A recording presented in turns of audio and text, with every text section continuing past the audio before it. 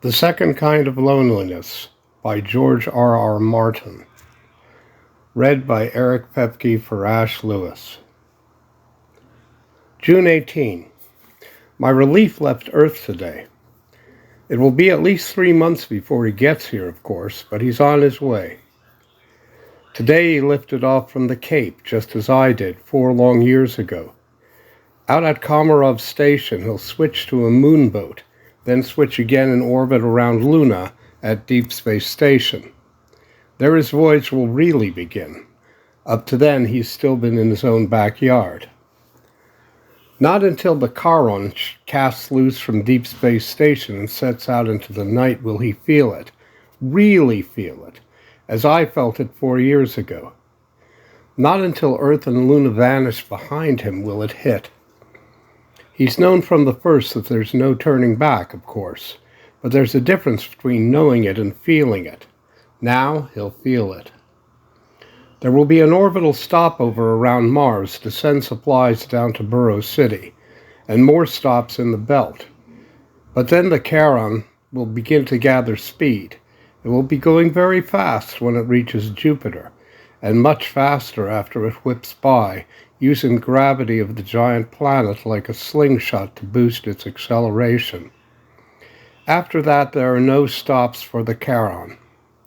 No stops until it reaches me out here at the Kerberos star ring, 6 million miles beyond Pluto.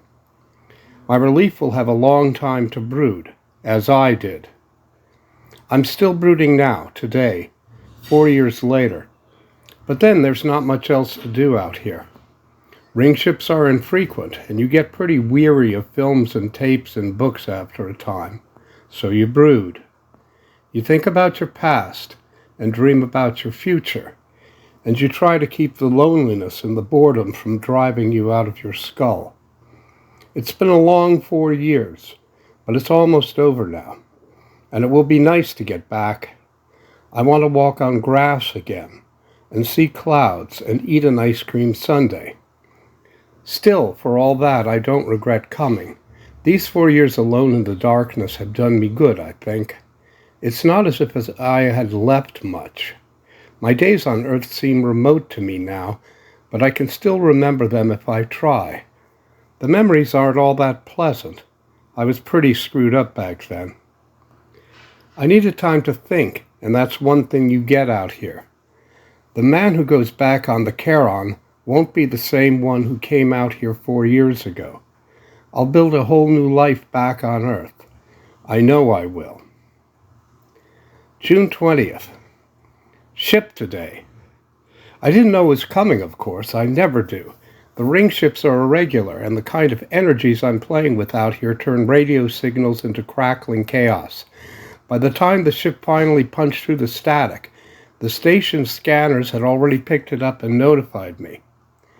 It was clearly a ring ship, much bigger than the old system ruck buckets like the Charon, and heavily armored to withstand the stresses of the null space vortex. It came straight on with no attempt to decelerate. While I was heading down to the control room to strap in, a thought hit me. This might be the last. Probably not, of course. There's still 3 months to go, and that's time enough for a dozen ships. But you can never tell. The ring ships are irregular, like I said. Somehow the thought disturbed me. The ships have been part of my life for 4 years now, an important part. And the one today might have been the last. If so, I want it all down here. I want to remember it. With good reason, I think. When the ships come, that makes everything else worthwhile. The control room is in the heart of my quarters. It's the center of everything, where the nerves and the tendons and the muscles of the stations are gathered. But it's not very impressive. The room is very small, and once the door slides shut, the walls and floor and ceiling are all a featureless white.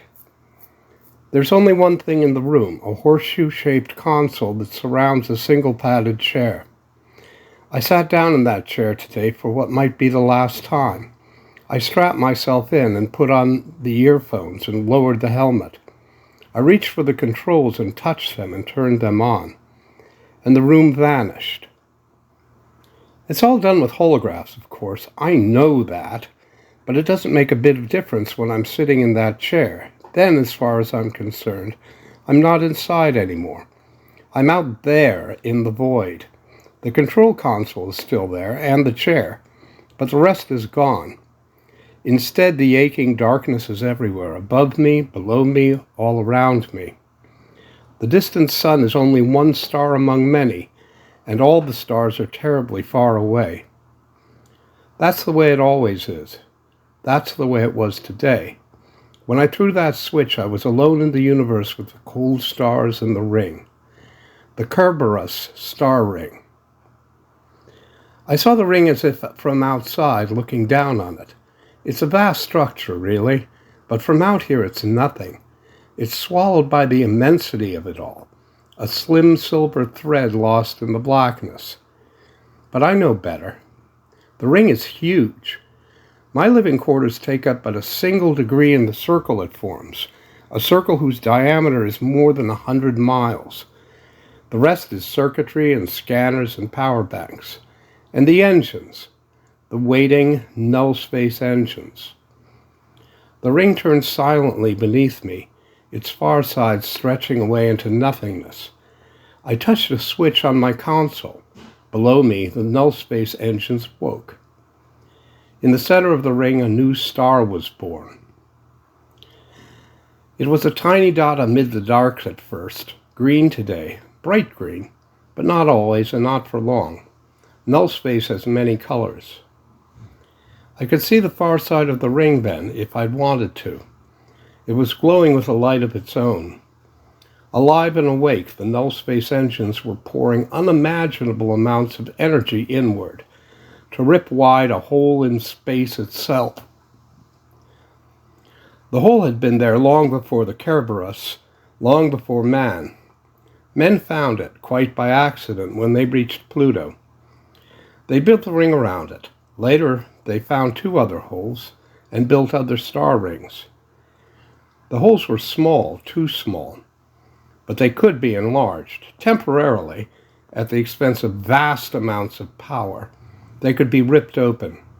Raw energy could be pumped through that tiny unseen hole in the universe until the placid surface of null space rolled and lashed back, and the null space vortex formed. And now it happened. The star in the center of the ring grew and flattened. It was a pulsing disk, not a globe, but it was still the brightest thing in the heavens, and it swelled visibly. From the spinning green disk, flame-like orange spears lanced out and fell back, and smoky bluish tendrils uncoiled. Specks of red danced, and among the green grew and blended. The colors all began to run together. The flat, spinning, multicolored star doubled in size, doubled again. A few minutes before it had not been. Now it filled the ring, lapped against the silver walls, seared them with its awful energy. It began to spin faster and faster, a whirlpool in space, a maelstrom of flame and light. The vortex, the null-space vortex, the howling storm that is not a storm and does not howl, for there is no sound in space. To it came the ring ship, a moving star at first. It took on visible form and shape almost faster than my human eyes could follow. It became a dark silver bullet in the blackness, a bullet fired at the vortex. The aim was good. The ship hit very close to the center of the ring. The swirling colors closed over it. I hit my controls. Even more suddenly than it had come, the vortex was gone. The ship was gone too, of course. Once more there was only me and the ring and the stars. Then I touched another switch and I was back in the blank white control room, unstrapping. Unstrapping for what might be the last time ever. Somehow I hope not. I never thought I'd miss anything about this place, but I will. I'll miss the ring ships. I'll miss moments like today. I hope I get a few more chances at it before I give it up forever. I want to feel the null space engines wake again under my hands and watch the vortex boil and churn while I float alone between the stars. Once more, at least, before I go. June 23rd. That ring shift has set me to thinking, even more than usual. It's funny that with all the ships I've seen pass through the vortex, I've never even given a thought to riding one. There's a whole new world on the other side of null space, second chance, a rich green planet of a star so far away that astronomers are still unsure whether it shares the same galaxy with us. That's the funny thing about the holes. You can't be sure where they lead until you go through. When I was a kid, I read a lot about star travel. Most people didn't think it was possible, but those who did always mentioned Alpha Centauri as the first system we'd explore and colonize. Closest and all that. Funny how wrong they were. Instead, our colonies orbit suns we can't even see, and I don't think we'll ever get to Alpha Centauri. Somehow I never thought of the colonies in personal terms. Still can't. Earth is where I failed before. That's got to be where I succeed now. The colonies would be just another escape. Like Kerberos? June 26th. Ship today. So the other wasn't the last after all. But what about this one? June 29th.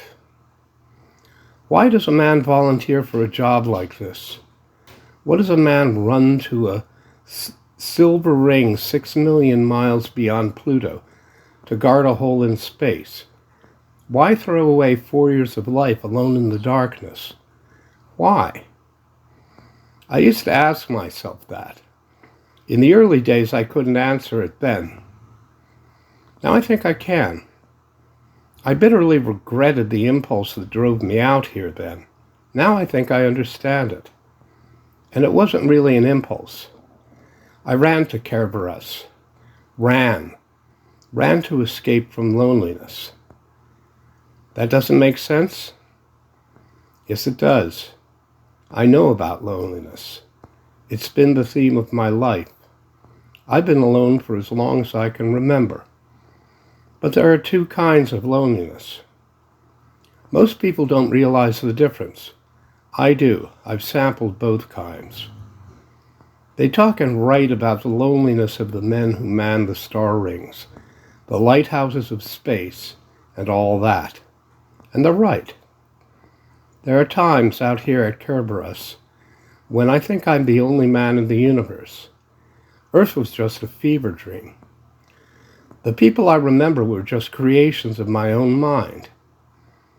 There are times out here when I want someone to talk to so badly that I scream and start pounding on the walls. There are times when the boredom crawls under my skin and all but drives me mad. But there are other times, too, when the ring ships come. When I go outside to make repairs, or when I just sit in the control chair imagining myself out into the darkness to watch the stars. Lonely? Yes. But a solemn, brooding, tragic loneliness that a man hates with a passion and yet loves so much he craves for more. And then there is a second kind of loneliness. You don't need the Kerberos star ring for that kind. You can find it anywhere on Earth. I know. I did. I found it everywhere I went, in everything I did. It's the loneliness of people trapped within themselves. The loneliness of people who have said the wrong thing so often that they don't have the courage to say anything anymore. The loneliness not of distance, but of fear. The loneliness of people who sit alone in furnished rooms in crowded cities because they've got nowhere to go and no one to talk to. The loneliness of guys who go to bars to meet someone, only to discover they don't know how to strike up a conversation and wouldn't have the courage to do so if they did. There's no grandeur to that kind of loneliness. No purpose and no poetry. It's a loneliness without meaning. It's sad and squalid and pathetic, and it stinks of self-pity. Oh yes, it hurts at times to be alone among the stars. But it hurts a lot more to be alone at a party. A lot more. June 30th. Reading yesterday's entry. Talk about self-pity. July 1st. Reading yesterday's entry. My flippant mask. After 4 years, I still fight back whenever I try to be honest with myself. That's not good. If things are going to be any different this time, I have to understand myself. So why do I have to ridicule myself when I admit that I'm lonely and vulnerable? Why do I have to struggle to admit that I was scared of life? No one's ever going to read this thing. I'm talking to myself about myself. So why are there so many things I can't bring myself to say? July 4th. No ring ship today. Too bad. Earth ain't never had no fireworks that could match the null space vortex, and I feel like celebrating. But why do I keep Earth calendar out here, where the years are centuries and the seasons a dim memory? July is just like December, so what's the use? July 10. I dreamed of Karen last night, and now I can't get her out of my skull. I thought I buried her long ago. It was all a fantasy anyway. Oh, she liked me well enough, loved me maybe, but no more than a half dozen other guys. I wasn't really special to her, and she never realized just how special she was to me, nor how much I wanted to be special to her, how much I needed to be special to someone somewhere. So I elected her, but it was all a fantasy. And I knew it was in my more rational moments. I had no right to be so hurt. I had no special claim on her. But I thought I did in my daydreams, and I was hurt. It was my fault, though, not hers. Karen would never hurt anyone willingly. She just never realized how fragile I was. Even out here, in the early years, I kept dreaming. I dreamed of how she'd changed her mind, how she'd be waiting for me, etc. But that was more wish fulfillment. It was before I came to terms with myself out here. I know now that she won't be waiting. She doesn't need me and never did. I was just a friend. So I don't much like dreaming about her. That's bad. Whatever I do, I must not look up Karen when I get back. I have to start all over again. I have to find someone who does need me, and I won't find her if I try to slip back into my old life. July 18. A month since my relief left Earth. The Charon should be on the belt by now. 2 months to go. July 23rd. Nightmares now. God help me. I'm dreaming of Earth again, and Karen. I can't stop. Every night it's the same. It's funny calling Karen a nightmare. Up to now she's always been a dream, a beautiful dream with her long soft hair and her laugh and that funny way she had of grinning.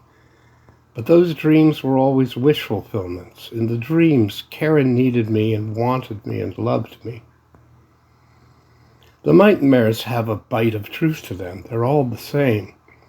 It's always a replay of me and Karen together on that last night. It was a good night, as nights went for me. We ate at one of my favorite restaurants and went to a show. We talked together easily about many things. We laughed together, too. Only later, back at her place, I reverted to form. When I tried to tell her how much she meant to me, I remember how awkward and stupid I felt, how I struggled to get things out, how I stumbled over my own words. So much came out wrong. I remember how she looked at me then, strangely. How she tried to disillusion me, gently. She was always gentle. And I looked into her eyes and listened to her voice, but I didn't find love or need, just pity, I guess. Pity for an inarticulate jerk who'd been letting life pass him by without touching it. Not because he didn't want to, but because he was afraid to and didn't know how. She'd found that jerk and loved him, in her way. She loved everybody. She tried to help, to give him some of her self-confidence, some of the courage and bounce that she faced life with. And to an extent she had. Not enough, though. The jerk liked to make fantasies about the day he wouldn't be lonely anymore. And when Karen tried to help him, he thought she was his fantasy come to life, or deluded himself into thinking that. The jerk suspected the truth all along, of course, but he lied to himself about it. And when the day came that he couldn't lie any longer, he was still vulnerable enough to be hurt. He wasn't the type to grow scar tissue easily. He didn't have the courage to try again with someone else, so he ran. I hope the nightmares stop. I can't take them night after night. I can't take reliving that hour in Karen's apartment. I've had 4 years out here. I've looked at myself hard. I've changed what I didn't like or tried to. I tried to cultivate the scar tissue, to gather the confidence I need to face the new rejections I'm going to meet before I find acceptance. But I know myself damn well now. And I know it's only been a partial success. There will always be things that will hurt, things that I'll never be able to face the way I'd like to. Memories of that last hour with Karen are amongst those things. God, I hope the nightmares end. July 26th. More nightmares. Please, Karen, I loved you. Leave me alone, please. July 29th. There was a ring ship yesterday, thank God. I needed one. It helped take my mind off Earth, off Karen, and there was no nightmare last night for the first time in a week. Instead, I dreamed of the null space vortex, the raging silent storm. August 1st. The nightmares have returned.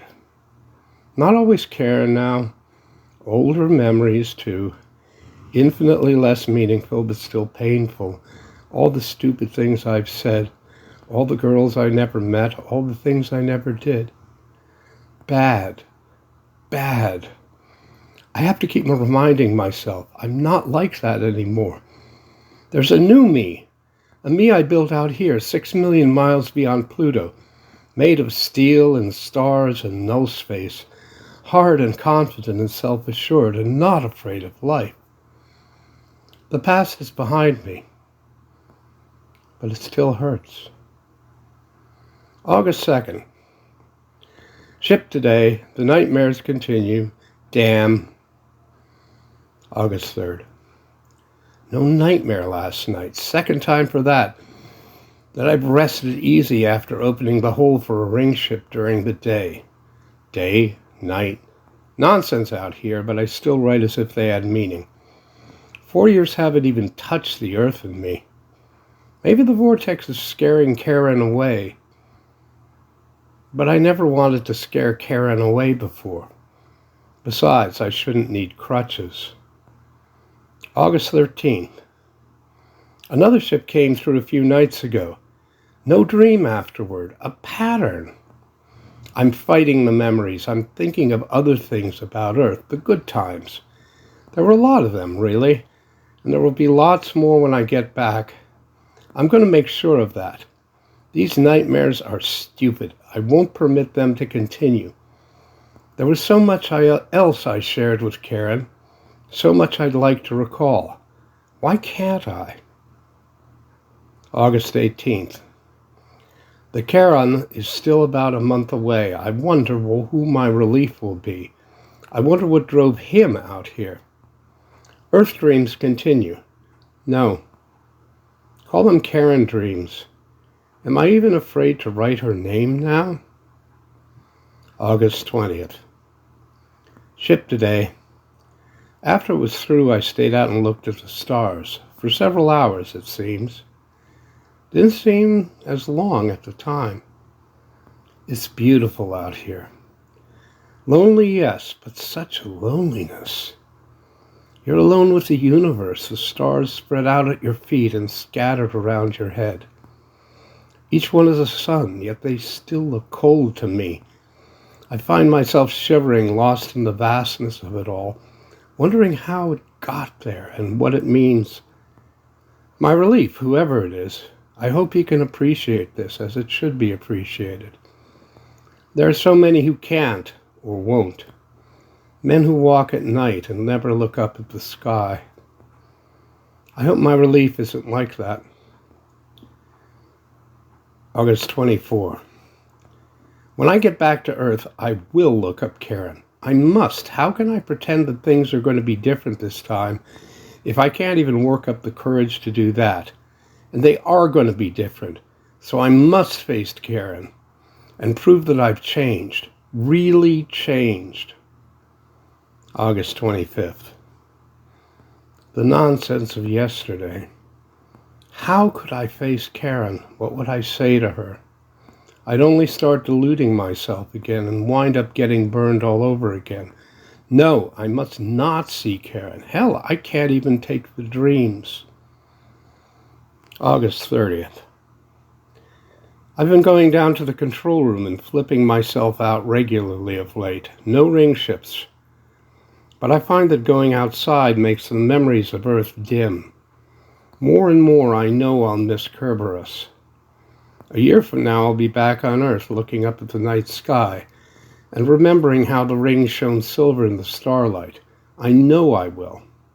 And the vortex. I'll remember the vortex and the ways the colors swirled and mixed, different every time. Too bad I was never a holobuff. You could make a fortune back on Earth with a tape of the way the vortex looks when it spins. The Ballad of the Void. I'm surprised no one's ever thought of it. Maybe I'll suggest it to my relief. Something to do to fill up the hours, if he's interested. I hope he is. Earth would be richer if someone brought back a record. I'll do it myself, but the equipment isn't right, and I don't have the time to modify it. September 4th. I've gone outside every day for the last week. I find no nightmares, just dreams of the darkness, laced with the colors of null space. September 9th. Continue to go outside and drink it all in. Soon now. All this will be lost to me, forever. I feel as though I must take advantage of every second. I must memorize the way things are out here at Kerberos. I can keep the awe and the wonder and the beauty fresh inside me when I return to Earth. September 10th. There hasn't been a ship in a long time. Is it over then? Have I seen my last? September 12th. No ship today. But I went outside and woke the engines and let the vortex roar. Why do I always write about the vortex roaring and howling? There is no sound in space. I hear nothing, but I watch it. And it does roar, it does. The sounds of silence, but not the way the poets meant. September 13th. I've watched the vortex again today, though there was no ship. I've never done that before. Now I've done it twice. It's forbidden. The costs in terms of power are enormous, and Kerberos lives on power, so why?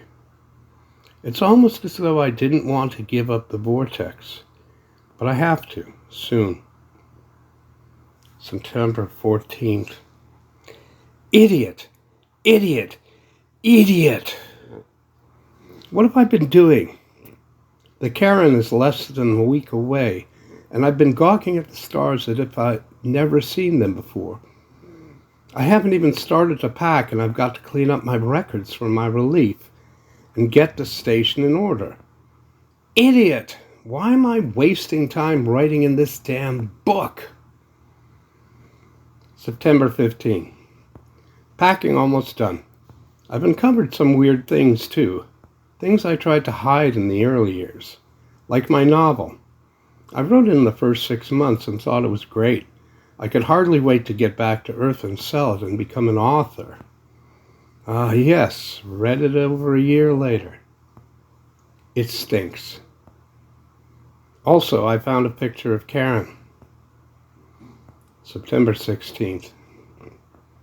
Today I took a bottle of scotch and a glass down to the control room, set them down on the console, and strapped myself in. Drank a toast to the blackness and the stars in the vortex. I'll miss them. September 17th.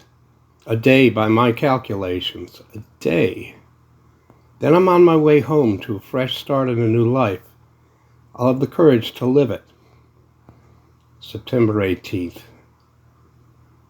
Nearly midnight. No sign of the Charon. What's wrong? Nothing, probably. These schedules are never precise. Sometimes as much as a week off. So why do I worry? Hell, I was late getting here myself. I wonder what the poor guy I replaced was thinking then. September 20th. The Charon didn't come yesterday either. After I got tired of waiting, I took that bottle of scotch and went back to the control room and out to drink another toast to the stars and the vortex. I woke the vortex and let it flame and toasted it. A lot of toasts. I finished the bottle, and today I've got such a hangover I think I'll never make it back to Earth. It was a stupid thing to do. The crew of the Charon might have seen the vortex colors. If they report me, I'll get docked. A small fortune from the pile of money that's waiting back on Earth. September 21st. Where is the Charon? Did something happen to it? Is it coming? September 22nd. I went outside again. God, so beautiful, so lonely, so vast. Haunting, that's the word I want. The beauty out there is haunting. Sometimes I think I'm a fool to go back. I'm giving up all of eternity for a pizza and a lei and a kind word. No! What the hell am I writing? No, I'm going back. Of course I am. I need Earth. I miss Earth. I want Earth. And this time it will be different. I'll find another Charon, and this time I won't blow it. September 23rd. I'm sick. God, but I'm sick. The thing I've been thinking. I thought I had changed, but now I don't know.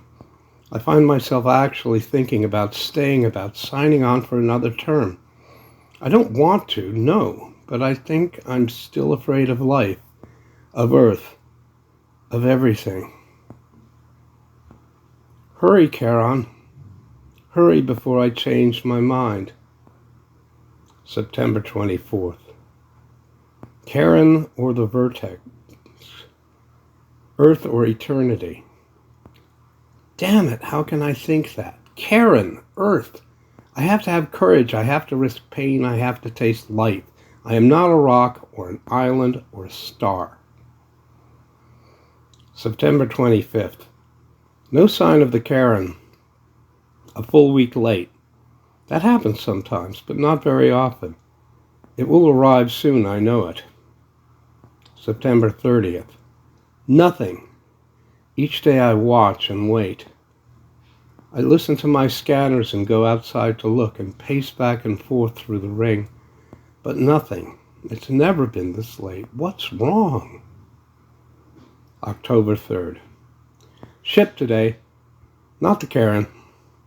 I thought it was at first. When the scanners picked it up, I yelled loud enough to wake the vortex. But then I looked and my heart sank. It was too big, and it was coming straight on without decelerating. I went outside and let it through, and stayed out for a long time afterward. October 4th. I want to go home. Where are they? I don't understand. I don't understand. They can't just leave me here. They can't. They won't. October 5. Ship today. Ring ship again. I used to look forward to them. Now I hate them because they're not the Karen. But I let it through. October 7th. I unpacked. It's silly for me to live out of suitcases when I don't know if the Karen is coming or when. I still look for it, though. I wait. It's coming, I know. Just delayed somewhere. An emergency in the belt, maybe. There are lots of explanations. Meanwhile, I'm doing odd jobs around the ring. I never did get it in proper shape for my relief. Too busy star watching at the time to do what I should have been doing. October 8th, or thereabouts. Darkness and despair. I know why the Karen hasn't arrived. It isn't due. The calendar was all screwed up. It's January, not October, and I've been living on the wrong time for months. Even celebrated the 4th of July on the wrong day. I discovered it yesterday when I was doing those chores around the ring. I wanted to make sure everything was running right for my relief. Only there won't be any relief. The Karen arrived 3 months ago. I destroyed it. Sick. It was sick. I was sick, mad. As soon as it was done, it hit me. What I'd done. Oh, God, I screamed for hours. And then I set back the wall calendar and forgot. Maybe deliberately. Maybe I couldn't bear to remember. I don't know. All I know is that I forgot. But now I remember. Now I remember it all. The scanners had warned me of the Karen's approach. I was outside waiting, watching, trying to get enough of the stars and the darkness to last me forever. Through that darkness, Charon came. It seemed so slow to compare to the ring ships and so small. It was my salvation, my relief, but it looked fragile and silly and somehow ugly, squalid. It reminded me of Earth. It moved towards docking, dropping into the ring from above, groping toward the locks in the habitable section of Kerberos. So very slow. I watched it come. Suddenly I wondered what I'd say to the crewmen and my relief. I wondered what they'd think of me. Somewhere in my gut a fist clenched. And suddenly I couldn't stand it. Suddenly I was afraid of it. Suddenly I hated it, so I woke the vortex. A red flare branching to yellow tongues growing quickly, shooting off blue-green bolts.